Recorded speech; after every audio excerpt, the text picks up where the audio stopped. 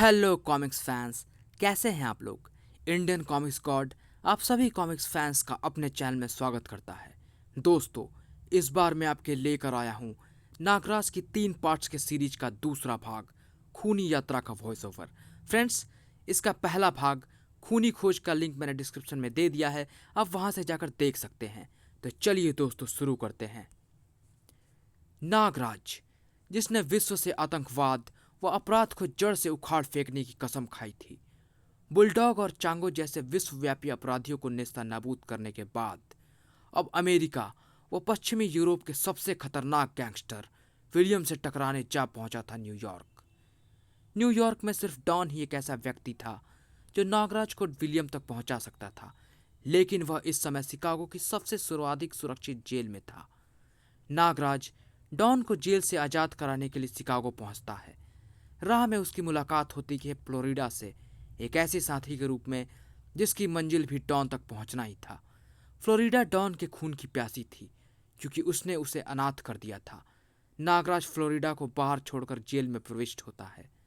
Florida को don की मौत चाहिए थी और नागराज को उसका जीवन। जैसे ही नागराज डॉन को लेकर बाहर आया, फ्लोरिडा ने डॉन पर अंधाधुंध गोलियां चला दी। यहां तक आपने पढ़ा खूनी खोज में, अब आगे बढ़े। Don, you rascal, you brute, मरने के लिए तैयार हो जा। नहीं फ्लोरिडा, गोली मत चलाना, नहीं नहीं। मगर धाय धाय धाय धाय, फ्लोरिडा ने अंधाधुंध गोलियां बरसा दी थी, लेकिन इससे पहले कि एक भी गोली डॉन को स्पर्श करती, नागराज ने डॉन पर छलांग लगा दी और उसे लेता हुआ जीप के पीछे लुढ़क गया। धाय धाय धाय, चट्टान से उतरकर फ्लोरिडा जीप के पास आ गई। नागराज, इस कुत्ते को मेरे हवाले कर दो, यह मेरे पिता का हत्यारा है। इस स्टेन गन की गोलियां भी शायद आज इसके सीने में इतनी आग भरने के लिए कम पड़ेंगी जितनी 2 साल से मेरे सीने में धधक रही है। स्टेन गन अब नागराज के हाथ में थी। डॉन, बाहर निकल आओ, अब कोई खतरा नहीं है। फ्लोरिडा, अवश्य ही तुम किसी गलतफहमी के शिकार हो। मैंने आज तक किसी की हत्या नहीं की। मुझे तो इन इंसानी खून को पानी की तरह बहाने वाले दरिंदों से सख्त नफरत है। मुझे बताओ, तुम्हारे पिता कौन थे? मैं तुम्हारी गलतफहमी अभी दूर कर देता हूं। अचानक फ्लोरिडा निहत्थी ही डॉन पर झपटी। नहीं कुत्ते, तूने ही मेरे डैडी को मारा था। तूने ही वो खूनी पैकेट मेरे डैडी मेयर फ्रैंकलिन के नाम भेजा था। मैं तुझे जिंदा नहीं छोड़ूंगी। फ्लोरिडा, मेरी बात तो सुनो। अचानक डॉन का झन्नाटेदार छप्पड़ फ्लोरिडा के गाल पर पड़ा। फ्लोरिडा, फ्लोरिडा फूट फूट कर रोने लगी। फ्लोरिडा, खुद को संभालो। मैंने मेयर फ्रैंकलिन का खून नहीं किया, यह काम विलियम का है। विलियम? मैं तुम्हें सब कुछ बताऊंगा फ्लोरिडा, लेकिन फिलहाल यहां से खिसको। अंदर जेलर की जीप गायब होने की खबर फैल चुकी होगी। तीनों कार द्वारा शहर की तरफ बढ़ चले और कुछ ही देर के सफर के बाद अब वे फ्लोरिडा के बंगले पर थे। फ्लोरिडा, मैंने तो तुम्हारे डैडी को विलियम की मौत का तोहफा भेजा था। मुझे नहीं मालूम था कि वही तोहफा मेयर साहब की मौत का पैगाम बन जाएगा। आज से 4 वर्ष पहले की बात है। आज की तरह उस समय भी न्यूयॉर्क व शिकागो के अंडरवर्ल्ड में विलियम सबसे बड़ी हस्ती थी। वह न्यूयॉर्क का सबसे बड़ा स्मगलर था। न्यूयॉर्क व शिकागो का कोई भी छोटा बड़ा स्मगलर विलियम के आगे सर उठाने की हिम्मत नहीं रखता था। उन्हें विलियम को हर डील का कमीशन देना पड़ता था। आज हमारे पास अफीम का $2 करोड़ का कंसाइनमेंट आया था, जिसके प्रॉफिट के 50% यानी $30 लाख विलियम साहब के लिए है, या $5 लाख ब्राउन शुगर के प्रॉफिट के। विलियम से गद्दारी करने वाले का धंधा पानी अगले दिन से ही बंद हो जाता था। धड़ा! सिर्फ मैं ही एक ऐसा स्मगलर था जिसने कभी विलियम से हार ना मारी थी। मैंने उसे कभी किसी डील का कमीशन नहीं दिया था, फिर भी वह मुझे कोई नुकसान पहुंचाने में सफल ना हो सका था। लेकिन एक दिन, बॉस, विलियम की रिपोर्ट पर पुलिस ने हमारा माल से लदा ट्रक पकड़ लिया। क्या? डॉन का माल पकड़वा दिया विलियम ने? विलियम का साइमन सिटी वाला गोडाउन ब्लास्ट कर दो। उसके बाद न्यूयॉर्क व शिकागो में अक्सर मेरे और विलियम के गैंग्स की छोटी बड़ी मुठभेड़ें होने लगी। अब जरायम पेशा लोगों ने विलियम से डरना छोड़ दिया था। वे खुली जुबान से मुझको विलियम का बाप कहने लगे थे। टॉम, खड़े हो जाओ, यह जगह डॉन के आदमियों के लिए आरक्षित है। और चिंगारी सुलग उठी। क्या बकता है? जानता नहीं क्या कि विलियम के आदमियों से बदतमीजी का मतलब मौत है? उसने मैनेजर को हवा में उछाल दिया। लेकिन तभी बार में डॉन के साथी प्रविष्ट हुए। डैंगो, तुम काउंटर पर जाओ, इन्हें हम तमीज सिखाते हैं। इसके साथ ही सबके हाथों में हथियार चमक उठे। जैक्सन, भाग जाओ यहां से, विलियम से टकराकर मौत ही मिलेगी। लेकिन टॉम के शब्द अर्थहीन साबित हुए। मौत से हमने लड़ना सीखा है और मौत देना तुम्हारा नहीं, ऊपर वाले का काम है। टॉम और उसके साथियों के हाथ में से रिवॉल्वर निकल गए। धाय धाय धाय धाय। लेकिन तभी टॉम ने अपने पास पड़ी एक प्लेट घुमाकर जैक्सन पर दे मारी। अबे देखते क्या हो, तोड़ डालो सालों को। सब लोग आपस में भिड़ गए। जैक्सन उछलकर टॉम की छाती पर चढ़ बैठा। तभी टॉम के दो साथियों ने जैक्सन को पकड़ लिया। तू मेरी छाती पर बैठा जैक, मैं तेरी छाती तोड़ दूंगा। लेकिन जैक्सन के जोरदार झटके ने टॉम को अपने ही साथी पर फायर करने के लिए मजबूर कर दिया, और फिर उसने दोनों को संभलने का मौका नहीं दिया, और जल्द ही सब मेरे आदमियों के काबू में थे। हमें माफ कर दो जैक्सन, हमें छोड़ दो। जैक्सन से बचने के लिए टॉम को केवल बार में हुए नुकसान की कीमत ही नहीं चुकानी पड़ी, बल्कि बोलो, हमारा बाप डॉन, हमारा बाप डॉन।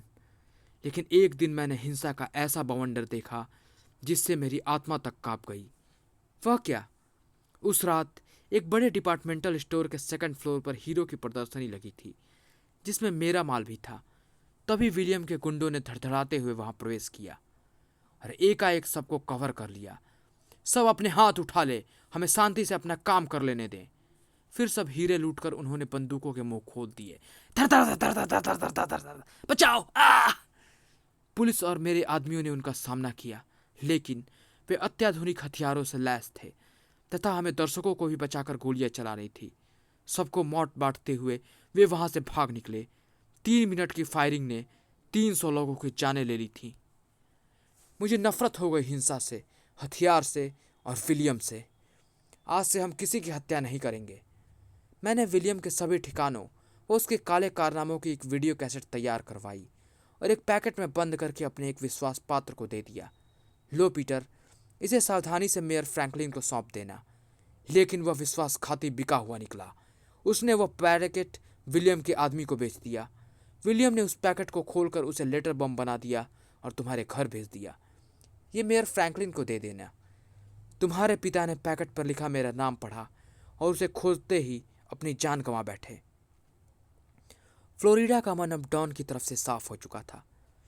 विलियम अब ज्यादा सांसें नहीं ले सकेगा डॉन, हम तुम्हारे साथ हैं फ्लोरिडा।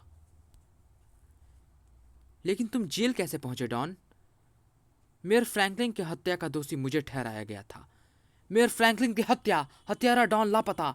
मेयर फ्रैंकलिन की हत्या, हत्यारा डॉन लापता। पुलिस मेरी तलाश में थी, मैं अंडरग्राउंड था। स्टॉप! तभी विलियम ने एक समझौते का प्रस्ताव लेकर एक आदमी को मेरे पास भेजा। आपको महान विलियम ने कोक्स पीक पर बुलाया है। हम 2 बजे कल वहां पहुंच जाएंगे। अगले ही दिन 2 बजे जब मैं कोक्स पीक पर पहुंचा, मेरा स्वागत पुलिस ने किया। You are under arrest don, surrender कर दो। मैं विलियम की चाल में फंस चुका था। विलियम, तूने मुझे धोखा दिया, मैं तुम्हें तबाह कर दूंगा विलियम। पुलिस को विलियम की तलाश थी।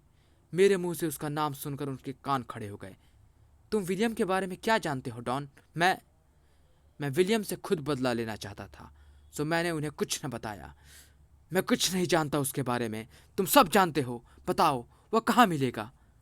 विलियम का पता न बताने के कारण मेरी सजा बढ़ती गई।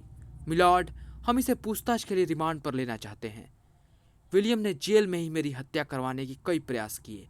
एक गार्ड ने तो मुझ पर गोली ही चला दी थी, लेकिन मेरा भाग्य मेरे साथ था।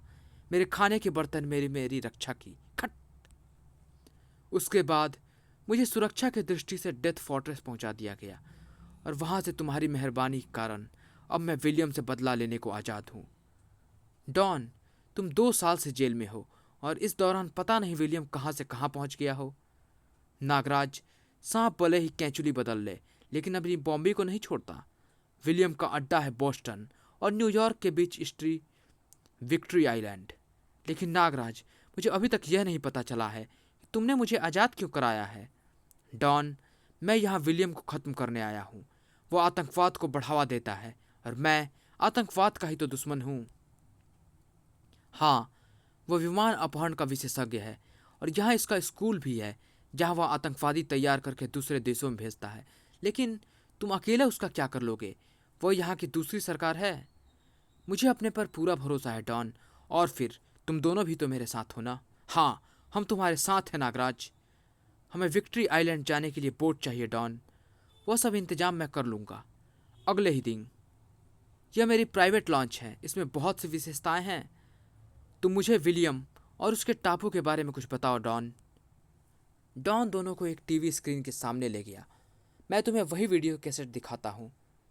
यह द्वीप न्यूयॉर्क से 200 किलोमीटर दूर विलियम की प्राइवेट प्रॉपर्टी है। टापू के किनारे खड़ी यह लॉन्च और सिर्फ उसके व उसके साथियों के निजी इस्तेमाल के लिए है।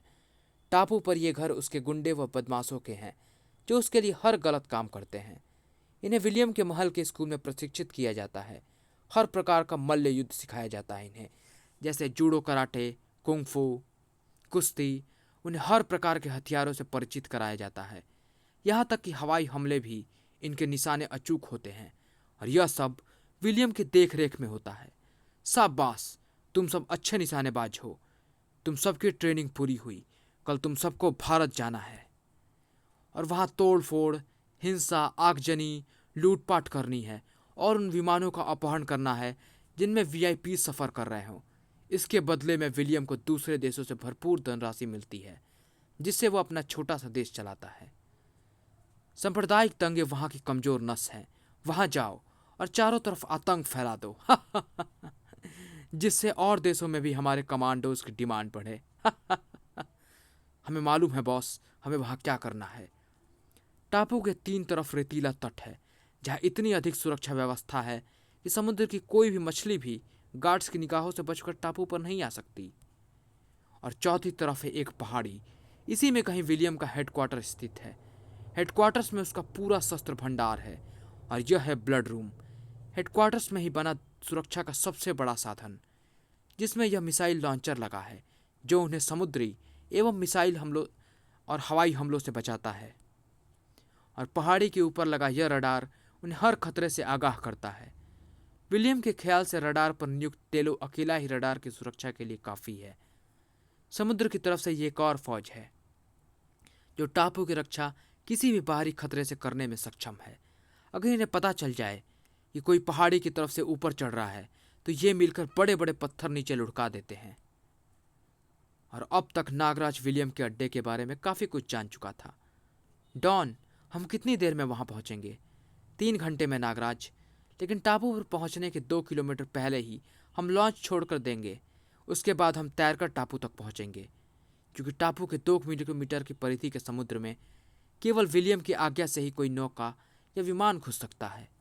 बिना आज्ञा की घुसपैठ होने पर रडार तोप को संकेत कर देता है। नागराज, टापू नजर आ रहा है। एक बार फिर सोच लो, क्या तुम दोनों इतना तैर लोगे? हाँ। फिर लॉन्च रुक गई। नागराज, यह हथियार ले लो, मान जाओ, बहुत काम आएंगे। डॉन, ये तुम दोनों के काम की चीजें हैं। मैं तो खुद एक हथियार हूं इन आतंकवादियों के खिलाफ। पहले नागराज कूदा और फिर वे दोनों भी कूदे। तीनों बहादुरी से तैरते हुए मंजिल की तरफ बढ़ रहे थे कि तभी फ्लोरिडा हिम्मत हार बैठी और डूबने लगी। बचाओ! ग्लुप! नागराज आवाज सुनते ही पलटा और फ्लोरिडा की तरफ तैरने लगा। फ्लोरिडा, मेरी कमर पर चढ़ जाओ। फ्लोरिडा नागराज की कमर पर चढ़ गई और कुछ ही देर में वे टापू पर पहुंच गए। डॉन, काम शुरू करो। हाँ, मैं यह एंकर इस गन द्वारा ऊपर छोड़ूंगा जिसके सिर पर रस्सा बंधा है। एंकर ऊपर चट्टानों में अटक जाएगा और फिर हम उसके सहारे ऊपर चढ़ जाएंगे। डॉन ने गन ऊंची की और ट्रिगर दबा। एंकर ऊपर पहुंच गया, लेकिन खिंचते ही नीचे आ गया। ओह, लगता है अटका नहीं। डॉन ने फिर कोशिश करनी चाहिए, लेकिन नागराज ने उसे रोक लिया। डॉन, वक्त बर्बाद न करो, आओ दोनों मुझे पकड़ लो। और नागराज सी पहाड़ी की तरफ चल पड़ी। आओ, हम जल्द ही ऊपर होंगे। ऊपर जाकर नागरस्सी अपने आप एक चट्टान पर लिपट गई। दोनों ने नागराज को मजबूती से जकड़ लिया और नागराज के झटका देते ही वे ऊपर उठने लगे। नागरस्सी, जो नागराज की कलाई से निकलती है, एक विशेष इशारे पर सिमटनी शुरू हो जाती है, जिससे नागराज ऊपर उठता है। कुछ ही पलों में तीनों पहाड़ी पर पहुंच गए और नागरस्सी पूरी तरह सिमटकर नागराज की कलाई में चली गई। नागराज, पहले हम उस रडार स्टेशन को नष्ट करेंगे। अच्छा ठीक है, चलो। आगे बढ़ते ही फ्लोरिडा का पैर अलार्म से उलझ गया। ओह! अलार्म की आवाज कुत्तों के अलावा किसी को नहीं सुनती थी। जहां से भी अलार्म की आवाज आती वे वहां पहुंच जाते थे। वफ वफ वफ वफ। कुत्तों ने उन्हें चारों तरफ से घेर लिया। ग्रर, वफ वफ, ग्रर। ओह! लगता है हमें से किसी का पैर अलार्म पर पड़ गया है। नागराज, जल्दी कुछ करना होगा। इनके भाले विष में भुजे हुए हैं। फिक्र मत करो डॉन। और